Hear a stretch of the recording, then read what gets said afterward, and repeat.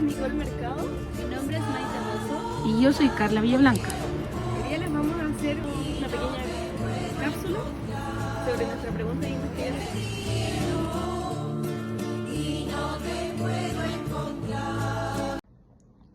El golpe de Estado del 11 de septiembre de 1973 marcó el inicio de una dictadura cívico-militar en Chile, que comenzó un régimen de represión sistemática, sobre todo orientada hacia los opresores políticos. Según el Archivo Nacional, y cito, el quiebre institucional tuvo consecuencias humanas y sociales de gran envergadura, como el exilio forzado de miles de personas, la tortura, desapariciones y ejecuciones.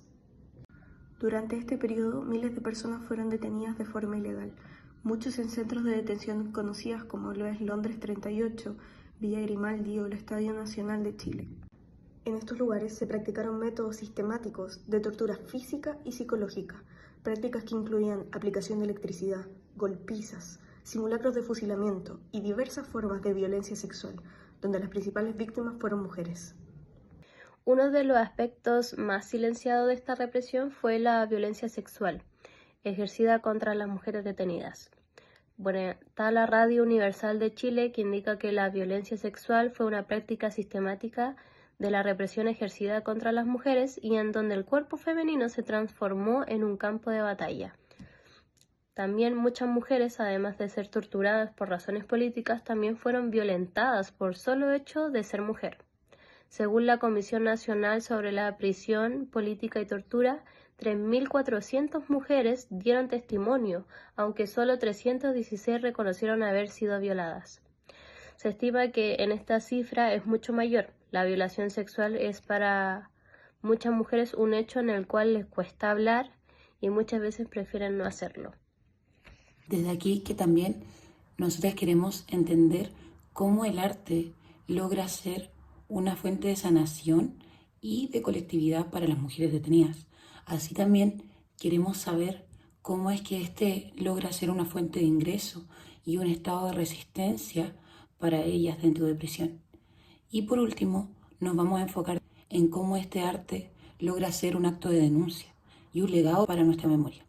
Por eso, damos paso a nuestra pregunta de investigación: ¿cómo se vivió la expresión artística a través de las mujeres detenidas en dictadura? Tenemos algunos argumentos que queremos presentar en torno a los que hemos trabajado para poder responder esta pregunta. Durante el periodo de la dictadura y en un contexto de detenciones que fueron muy duras desde lo política, desde lo emocional, donde se vivieron torturas, el arte cumplió una función súper particular, un poco desde el área desde la resistencia, para hacer denuncia, para poder hablar de su vivencia, pero también como una contención emocional. Las mujeres crearon vínculos, crearon redes y a partir de esto pudieron ir desarrollándose y fomentando muchas habilidades, desde arte práctico, artes plásticas, hasta representaciones, teatro, música e incluso literatura. Buscamos distintas fuentes donde podemos encontrar la película Creando Resistencia, el arte de los presos políticos en Chile, que la podemos encontrar en la página de Memoria Chilena, donde nos enfocamos principalmente en los testimonios e historias de las presas políticas que participaron de esta película, que hoy día viven en el exilio, y comentaban mucho sobre cómo fueron las vivencias durante la detención. Aquí cuentan cómo para las mujeres fue fácil organizarse, que eso fue súper importante para ella y fue una de las cosas más valiosas, que tenían la habilidad de organización, incluso para la limpieza inicialmente, como en momentos siguientes ya poder crear arte. Comentaban, por ejemplo, que al recibir las comidas desde afuera podían organizar y preferían que las mujeres embarazadas tuviesen acceso a comer huevos primero antes que el resto. Y así, con los pocos recursos que tenían, poder ordenando la vida que iban a llevar entre ellas mismas dentro de la cárcel por un tiempo indeterminado.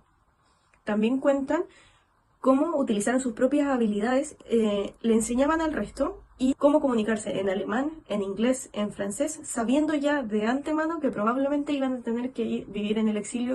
Entonces esto también nos da cuenta de cómo fue esencial el hecho de poder vincularse entre ellas, de poder crear redes de contención, también redes de comunicación y utilizar también las habilidades que tenían como en torno al aprendizaje y el enseñarle al otro para un bien común. Contaban en el documental que se crearon los talleres laborales donde aprendían a crear vestuario, desde zapatos, vestidos, blusas, e incluso también a bordarlas, ¿no? Hacia los aprendizajes que ellos tenían y que se iban traspasando uno a uno. Y también nos cuenta María Eugenia Bravo, que fue profesora expresa política, hoy día exiliada viviendo en Inglaterra, cómo ella creó su libro. Entonces también vemos cómo se crea la literatura, incluso en un contexto de prisión política y viviendo torturas.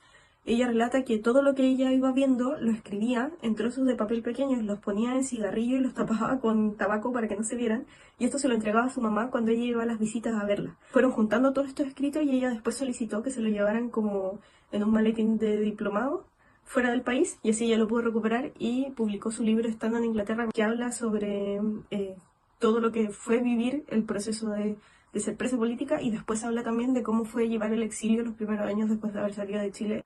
Pudimos también acceder a comentarios de Lorena Saavedra, que es una docente investigadora teatral y doctora en filosofía de la Universidad de Chile, que fue co-investigadora del teatro en dictadura, se convirtió en un espacio de formación y disciplina. Cómo el teatro funcionó dentro de centros de detención, y explica cómo esto funcionó como una especie de pausa en el tiempo, porque participaban presos políticos, pero también podían verlo las personas que estaban a cargo de los centros de detención, y comentan cómo es que en ese momento pareciese que era un momento sagrado de dispersión, en el que se olvidaban un poco de las atrocidades que estaban viviendo, y lo vivían como también una forma de contención emocional, una forma de escape también, o como menciona también una de las personas en el documental, como una terapia. A pesar de no ser una terapia como tal, sí fue como una forma de escapar mentalmente de lo que estaban viviendo en el momento.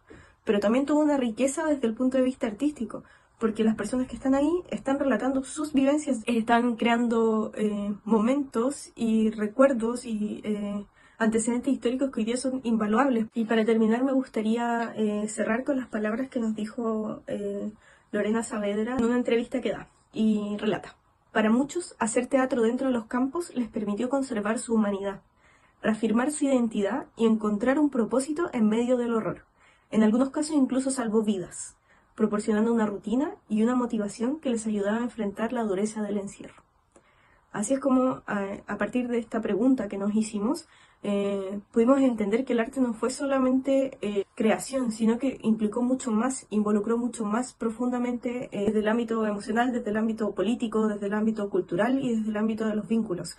Por eso, una de las formas de explicar cómo se vivió la resistencia artística es a través de esta experiencia colaborativa, de esta experiencia de red, de vínculos, y de cómo las mujeres tuvieron la capacidad de relacionarse, de enseñarse y de aprender y salir adelante juntas. Bueno, lo que encontramos en el argumento 2 es que después de que estos grupos se consolidan, empiezan a utilizar su artesanía como fuente de ingreso. Tenían que de alguna forma costear su vida carcelaria y también poder ayudar a la gente, tanto a sus hijos como familias que lo esperaban afuera. En una investigación sale que se encontraron más de 400 artesanías textiles. Obviamente también había de otros tipos de materiales, tanto en las cárceles como en los centros de detención.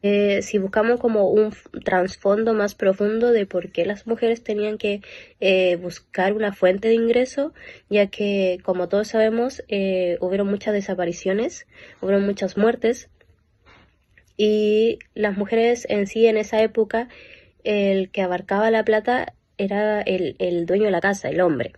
Entonces muchas perdieron como su sostén familiar, tras como la desaparición de los hermanos, de los papás, de los abuelos, de los maridos. Los que más se conocen son los talleres de arpilleras, que en esta instancia las mujeres lo que hacían era el uso de sus habilidades domésticas para elaborar estos tejidos, en los que igual le ayudaba para expresar sus frustraciones, podían como compartir vivencias, compartían traumas entre ellas.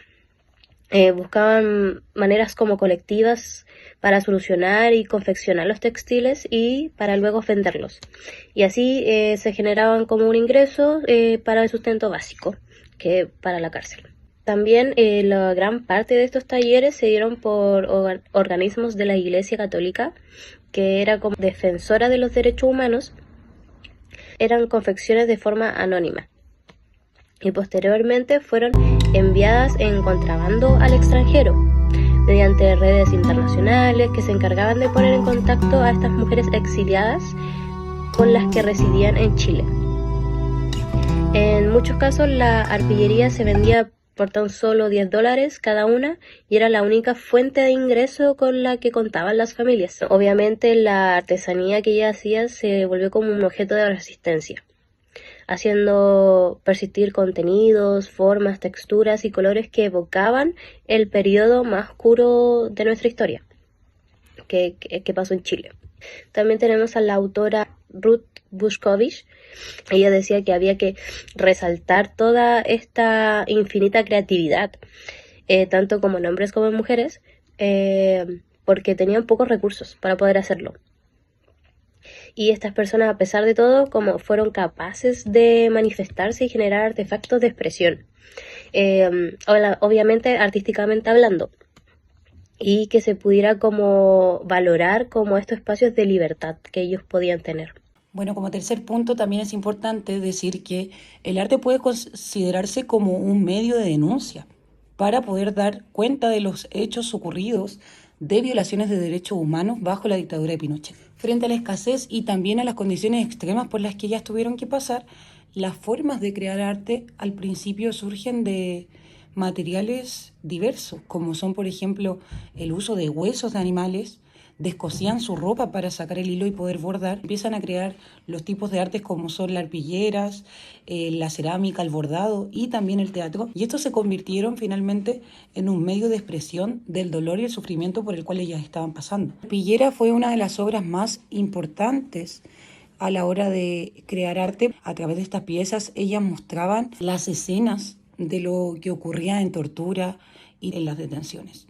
Con el tiempo, muchas de estas obras fueron vendidas al exterior, de manera clandestina, por supuesto, y también fueron expuestas en diferentes países fuera de Chile, porque bajo el régimen de Pinochet no estaba permitido mostrarlas en nuestro país, porque eran demasiado revolucionarias. De hecho, fuera de la cárcel, muchas de las arpilleras que existían forraban las ventanas para que así no pudieran verles cuando ellas estaban bordando, porque podían ser también detenidas. Ahora bien, para añadir otro ejemplo que sirvió también como medio de denuncia, fue la creación de los muñecos soporopos.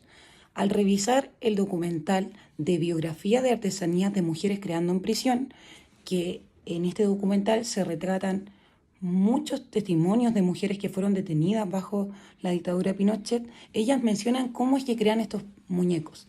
Y la idea surge desde un regalo para dárselo a sus seres queridos. Entonces se hicieron muy comunes estos muñequitos pequeños, pero dentro de ellos muchas veces se escondían mensajes que daban cuenta de personas que habían sido torturadas, de nuevos presos, también de torturadores y hasta mapas de donde ellas se encontraban en prisión. Con la investigación de Buszkowicz de la Radio Universidad de Chile, podemos mencionar que muchas de las mujeres usaban sus manos para resistir y para sanar. Había tanta represión en Chile que no se podía mostrar este arte y, como dije anteriormente, este logró pasar fronteras y desde ahí también se empieza a hacer una preocupación de qué está ocurriendo en el país, porque la violación a los derechos humanos era tan garrafal que en Latinoamérica y en Europa empiezan a poner en sus encabezados de los diarios lo que estaba ocurriendo bajo también este arte. La artesanía textil sirve como un soporte de memoria, porque deja una huella, ¿cierto?, en donde nosotros podemos entender y comprender cuáles fueron los sucesos ocurridos. En los documentales que revisamos respecto a arte carcelario, las mujeres dicen que muchas de las arpilleras venían con una cartita en su interior que trataba de explicar qué era lo que estaba ocurriendo. Contaba la historia de la escena que ellas lograban bordar en esas telas. No podemos dejar fuera el teatro. También estuvo presente en la vida en prisión de las mujeres detenidas. Y desde ahí que este también fue una ayuda y también una denuncia para poder representar lo que estaba ocurriendo en los centros de exilio y detención. Silvia Ríos, en su investigación que hicieron a través de todos los archivos de memoria para el Museo de la Memoria en relación a la detención de las mujeres, explica que estas obras no solo eran un medio de sobrevivencia, sino también eran un mensaje de lucha y testimonio que da cuenta de la brutalidad. O sea, podemos considerar este arte y todas las formas de expresión que las detenidas en dictadura crearon como un medio de denuncia y también un legado de memoria para nuestro país. Bueno, para concluir, La represión de la dictadura cívico-militar en Chile ejerció una violencia política y de género que marcó profundamente la vida de muchas mujeres. La violencia sexual sistemática, las torturas físicas y psicológicas no solo buscaban castigar y humillar, sino también borrar la identidad y la resistencia de las mujeres.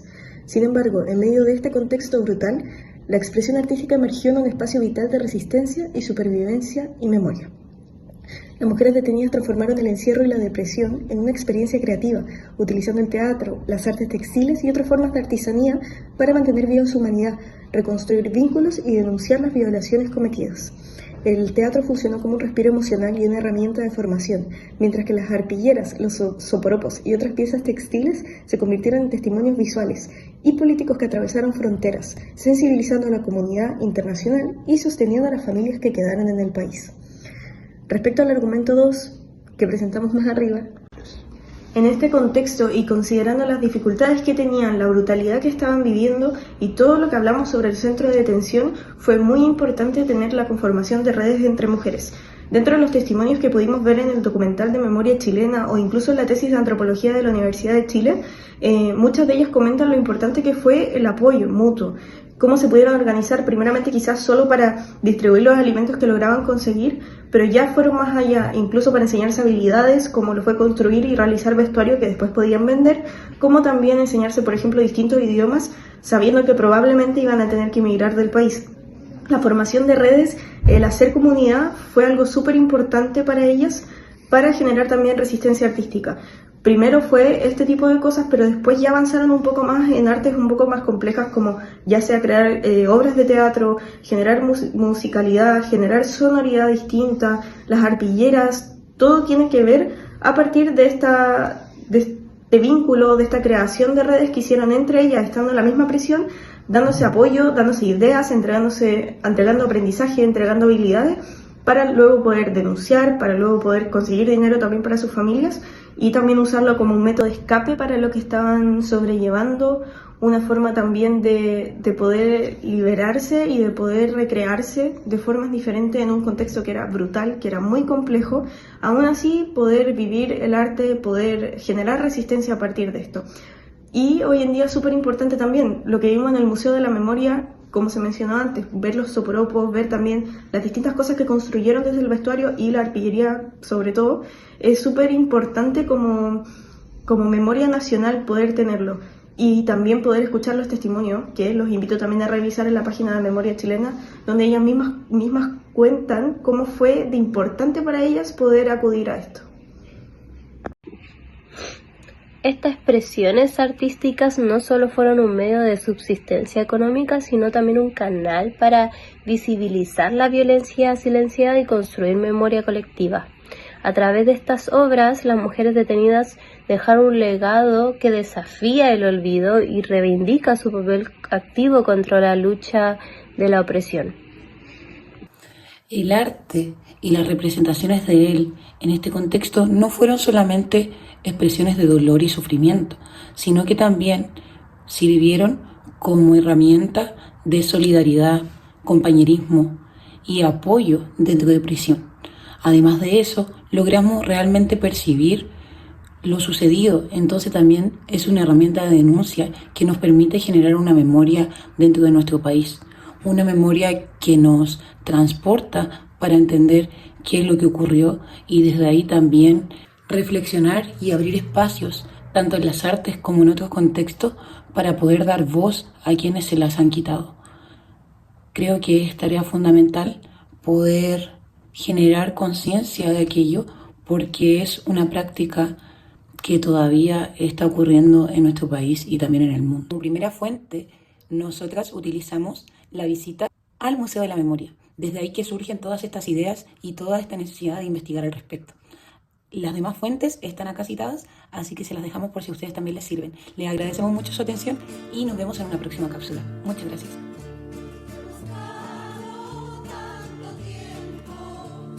Que nunca hay que perder la esperanza.